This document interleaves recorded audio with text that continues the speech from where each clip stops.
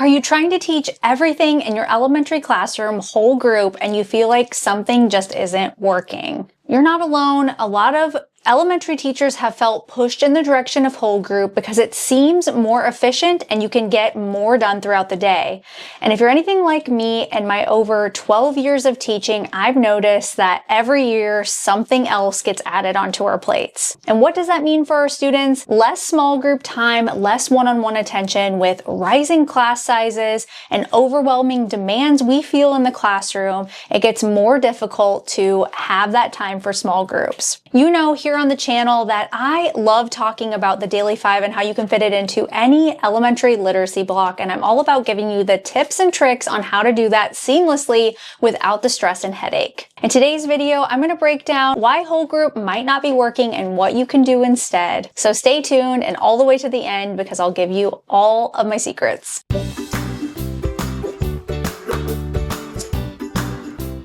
Hi, I'm Molly and I'm a 5th grade teacher who's also taught kindergarten and 1st grade, and transforming your literacy block is truly one of my passions. We love talking about the Daily 5 here, but I realized after I posted a TikTok video, I was so nervous to talk about anything that I thought would be divisive. I really try to stay in my lane. I talk mostly about how you can get to all your reading groups, and this had just been on my mind so much after being a teacher for a while and hearing people say that whole group instruction is the only way. And at the beginning of my career, we talked about small groups and then it shifted to just whole groups. Now we're back to small groups. So the longer you stay in teaching, the more you realize, I'm sure you can identify with this, that things change and then they go back to the way they were. It's just an open revolving door. It just keeps going and going, and you just have to stick with it and kind of roll your eyes and do what's best for you and your students. And I have noticed such a big shift in students' attention spans in the last 5 or 6 years that, to me, the divisive comment that I was really not wanting to say was, I don't know how somebody could teach whole group all day. Having taught kindergarten, 1st grade, and now 5th grade in a title building with oversized classes, I've done it all. And so I just don't know how people are keeping attention for the long lessons that they claim. And all of this comes from comments on my TikTok or my Instagram, mostly TikTok though. A lot of people, not a lot, that's dramatic. Some people will comment that they only do whole group and that's the best way to do instruction. And I do believe that there has to be a tier 1 whole group lesson. I've never said that in any of my Daily 5 videos. In fact, when I post example schedules, I often talk about that and how you have the whole group lesson. And there's also going to be a word work lesson, a word study lesson as well. I'm doing all of those things, but people just see the example schedule, they don't read, and then they leave a rude comment about whole group being the best way. Or there's the people that have read a little bit about the science of reading and they just assume what I'm talking about is antithetical to science of reading. They don't watch any of my content. They don't know my philosophies. And so they make a comment about that. The curriculum that I use is science of reading based. And I like to incorporate, after the whole group lesson, after the word study lesson, Daily 5 stations as a framework to the rest of my literacy block so that I can get to all of my reading groups. And most of the comments I do receive, I want to shift this to the positive, are people that agree. And I got this amazing comment from a veteran teacher of 28 years, and she said that's how she gets to know her students and build relationships with them and doesn't even understand how they could focus without that. And I completely agree. Yes, kids can focus for a certain amount of time, but every class is different. Every school is different. And so what if we can meet their needs in a different way by pulling groups? I also have I've never talked to a teacher before that was strictly doing whole group that wasn't also pulling some form of small group. They just were adverse to using the word Daily 5. You don't have to call it Daily 5, but if you're pulling groups, it's the same thing.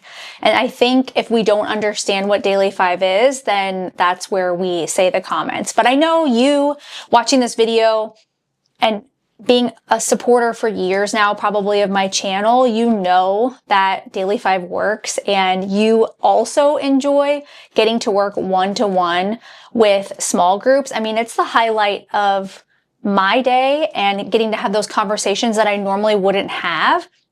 If I'm reading a book to the whole class and talking about it, you know there's going to be the 5 kids that always raise their hand. But what about the 5 kids next to those 5 kids that don't raise their hand? Would they talk in a small group? And my experience has been yes. The most shy of shy kids, if you get the right book and the right conversation going, they will completely open up. And to me, that is worth it. And the attention span aside, Daily 5 is the vehicle for how I choose to get there. If you want to call it literacy centers or your literacy block time, however you organize it is how you organize it. But it seems to work really well. I've used it every year, and that's why I stand by it. Now, if you're watching this video and you haven't set up Daily 5 before, I do have tons of content, and so it's kind of tricky to navigate through it all. And that's why a lot of times over on Instagram or TikTok, I'll have you comment your grade level and I'll send you that specific YouTube video.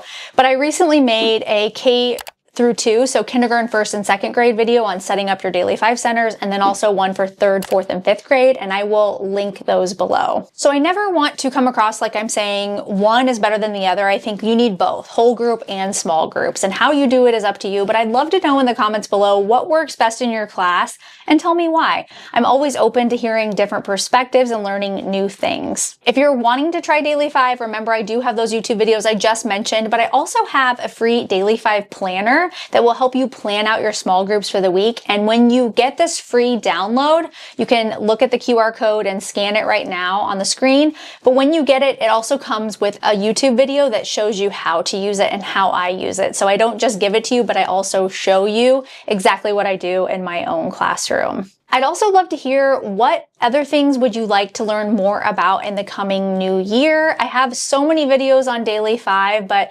sometimes it's nice to hear from you and different grade levels to see what you're actually needing, because I know I've been in 5th grade for the last few years and it's been a little bit since I was in kindergarten and 1st grade. So it's nice to connect and get messages from you, whether it's here on YouTube or over on Instagram or TikTok. I love hearing from you, hearing what's going well. So no matter what, I'd love to get a message from you. Thank you so much for supporting this channel. It means the world to me that you watch my videos, and I will see you next time.